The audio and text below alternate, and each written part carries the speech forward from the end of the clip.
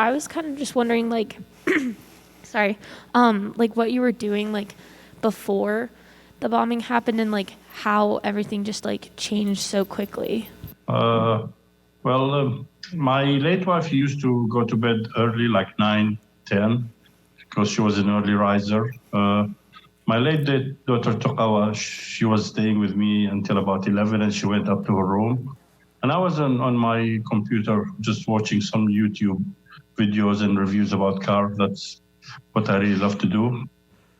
And I went up around 1 in the morning, and Tokawa was still up. So I opened her door. I said, honey, just go to bed. It's too late, it's 1. And I went to bed around 1:30. And that was just before the bombing hit. Are you looking at the States as the same way as you were looking before the incidents? Or like, did it change after the thing which happened? I've been asked this question so many times. And my answer has always been the same. I differentiate between the civilians of the United States and the military and the government of the United States. As for the civilians, I lived among them for 8 years. I never had any problem with any American. In fact, I was so welcomed here. I was helped during college with most of my partners in every class I had was with Americans because I wanted to work with Americans, not with Arabs, so I can strengthen my language. So my views has not changed against the Americans. My problem and my dilemma is with the government and the Department of the Defense and the people who are responsible for the intelligence. I blame them for what happened to me.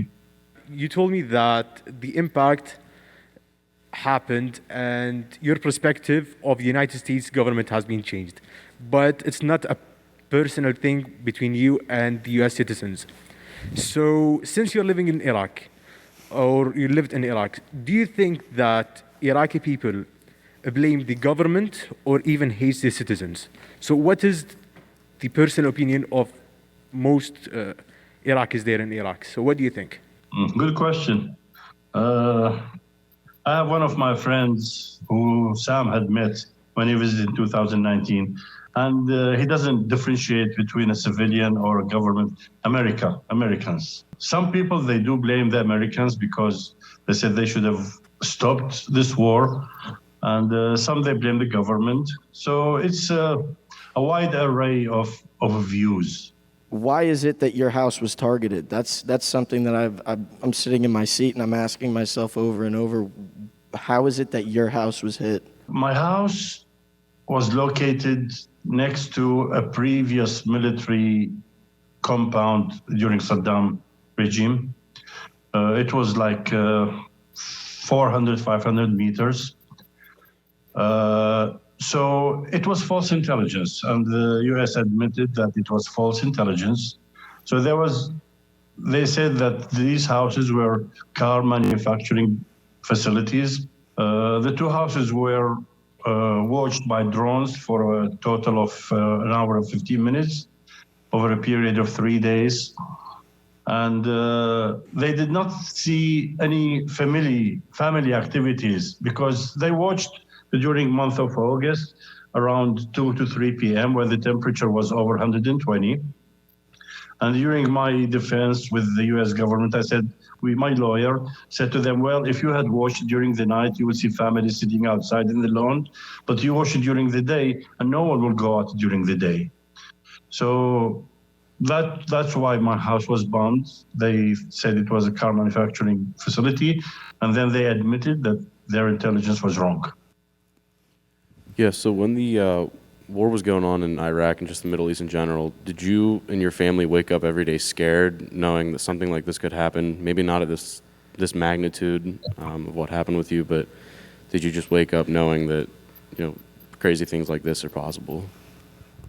Well, when my house was bombed, it was in 2015. Mosul has been under ISIS control for about a year and 3 months. There wasn't any bombing at that time. The bombing started in late 2016, which I wasn't in Mosul. I left Mosul in November of 2015. After the bombing, I left to Turkey.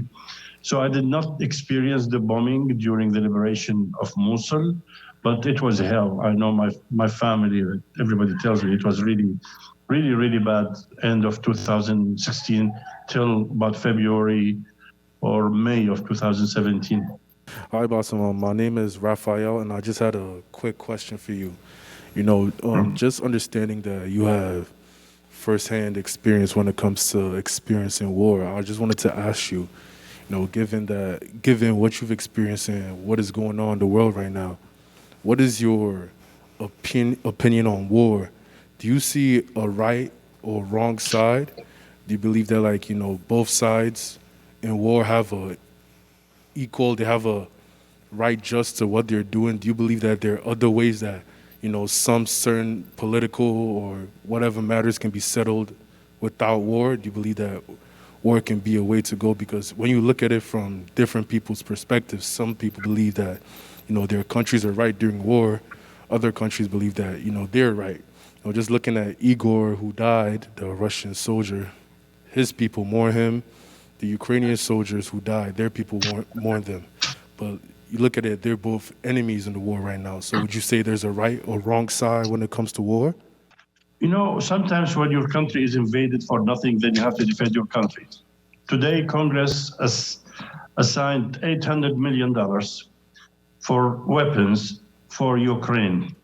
Who is going to manufacture this? I mean, the arsenal of weapons that has to be sent to the war, to Ukraine, somebody is benefiting from this industry. I mean, it's all business. It's all business. That's in my opinion. And the people will suffer. So no matter what happens, the people who will benefit are the manufacturing facilities all over the world, not just in the United States. I was just wondering if you could tell us about your daughter that passed away. Well, Tuqa was born in 1994. I have one son and Yahya and one daughter. When Mosul was overtaken by ISIS, I got my son out because I was afraid for his safety. So I took him to Erbil and then to Baghdad. So just Tuqa stayed with me.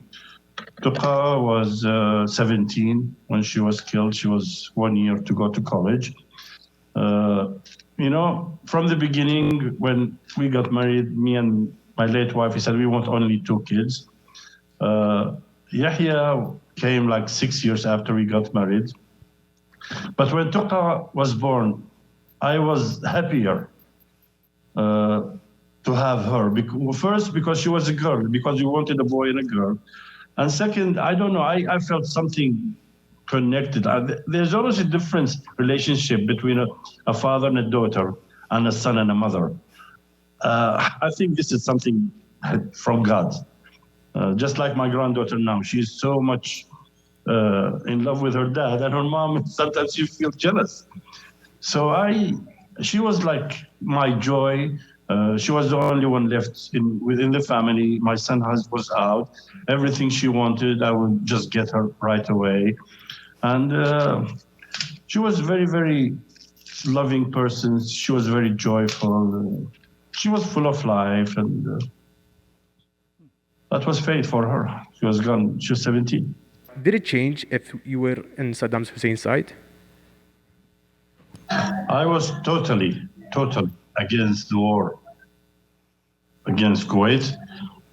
So many people, they said Kuwait was stealing Iraqi oil, but going into Kuwait, invading Kuwait, and I'm sorry to say, stealing Kuwait, I mean, that was shameful.